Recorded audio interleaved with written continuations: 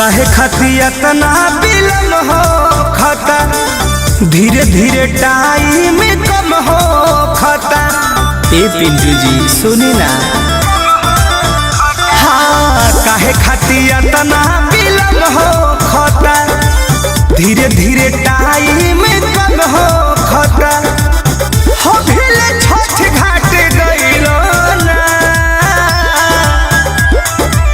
कैसे के और घटिया बलमुआ बेदी रेडी कइलो ना, कैसे के और घटिया बलमुआ अभिले बेदी रेडी कइलो ना।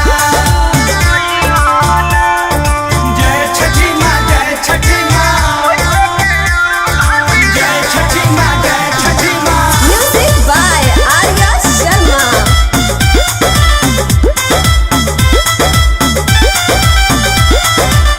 आज मेहनत पूरा दिन चाहे जी, छठ माई के घटिया क्लीन चाहे जी।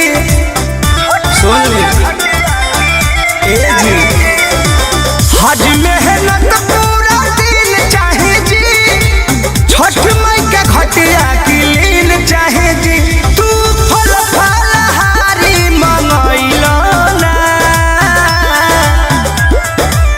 कैसे के और घटिया बलमुआ बेदी रेडी कइलो ना, कैसे के और घटिया बलमुआ अभिले बेदी रेडी कइलो ना। जय छठी मैया, जय छठी मैया।